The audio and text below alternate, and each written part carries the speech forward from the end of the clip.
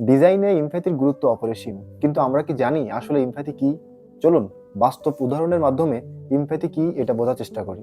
Empathy মানে হলো অন্য মানুষের জায়গায় নিজেকে বসিয়ে তার অনুভূতি বোঝা। যদি সহজভাবে বলি, সে কি কষ্ট পাচ্ছে, সে কি ভাবছে, সে কেন এমন আচরণ করছে, এগুলো মন থেকে বোঝার চেষ্টা করাই হলো ইমপ্যাথি। ধরুন আপনার বন্ধু মন খারাপ করে বসে আছে, কিন্তু আপনি বললেন ও তেমন কিছু না। কিন্তু যদি আপনি বলতেন যে তোর কষ্ট মানেই আমার কষ্ট, তোর এই কষ্টটা আমি অনুভব করি, তখনই এটাকে বলে ইমপ্যাথি। ইমপ্যাথির সাথে আরেকটা ওয়ার্ড কিন্তু আসলে যুক্ত, যেমন সিম্প্যাথি। সিম্প্যাথি মানে কারোর দুঃখ দেখলাম কিন্তু আমি অনুভব করলাম না, এটা সিম্প্যাথি।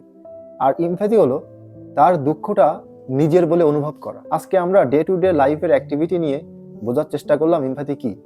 পরবর্তী ভিডিওতে ডিজাইনের সাথে ইমপ্যাথির গুরুত্ব কি এটা আমরা আলোচনা করব।